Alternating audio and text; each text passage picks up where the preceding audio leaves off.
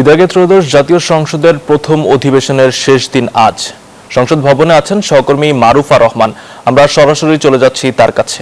মারুফা, সংসদে এখন কি পরিস্থিতি দেখছেন, বিস্তারিত জানাবেন আমাদের। ত্রয়োদশ সংসদের প্রথম অধিবেশনটি গত বৃহস্পতিবার অনুষ্ঠিত হয় এবং তারপরে রাষ্ট্রপতির ভাষণের পরে এটিকে মুলতবি ঘোষণা করা হয়।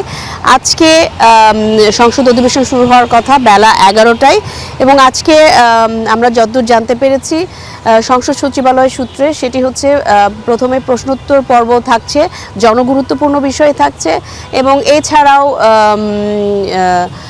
বেশ কয়েকটি মন্ত্রণালয়ের, বিশেষ করে রাষ্ট্রপতি ভাষণের উপর ধন্যবাদ প্রস্তাব নিয়ে আলোচনার কথা রয়েছে। এছাড়াও আজকে সংসদে আপনি জানেন যে প্রথম দিন সংসদে বেশ নাটকীয়তা ছিল।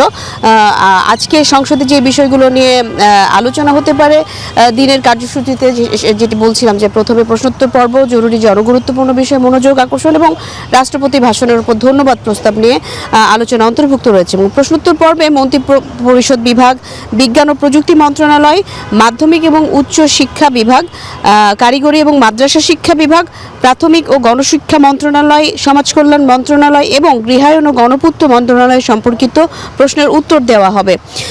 সংসদের কার্য উপদেষ্টা কমিটির প্রথম বৈঠকে সিদ্ধান্ত হয়েছে ত্রয়োদশ জাতীয় সংসদের প্রথম অধিবেশন আগামী 30 এপ্রিল পর্যন্ত চলবে এবং সরকারি ছুটির দিন ছাড়া প্রতিদিন বিকেল 3টায় অধিবেশন বসবে। তো সব মিলে আরও যদি তথ্য জানাতে চাই, শনিবার সংসদ ভবনের ক্যাবিনেট কক্ষে অনুষ্ঠিত বৈঠকে স্পিকার হাফিজউদ্দিন আহমেদের সভাপতিত্বে অধিবেশনের সময়সূচি এবং কার্যক্রম নিয়ে আলোচনা হয়েছে এবং সেখানে রাষ্ট্রপতি ভাষণের পর মোট 50 ঘন্টা আলোচনা বরাদ্দের সিদ্ধান্ত নেওয়া হয়েছে। সব মিলিয়ে বলা চলে যে একে একে কিন্তু যারা সংসদ সদস্যরা আছে তারা আসতে শুরু করেছে। ঠিক 11টার সময় আজকের অধিবেশনটি শুরু হওয়ার কথা রয়েছে এবং যথারীতি প্রশ্নোত্তর পর্ব, জনগুরুত্বপূর্ণ বিষয় এবং রাষ্ট্রপতির যে ভাষণ সেটির আসলে বিষয়ে মূল আলোচনাটি আসলে ধন্যবাদ প্রস্তাবের বিষয়টি সম্পর্কে আমরা অবহিত রয়েছি। তো মোটামুটি এই ছিল সবশেষ তথ্য। ঠিক 11টায় আজকে দ্বিতীয় দিনের মতো সংসদ অধিবেশন শুরু হতে যাচ্ছে। মারুফা, ধন্যবাদ আপনাকে। বিকাশ পেমেন্টে 10,000 টাকার বেশি অফার, শপিং চলছে তো।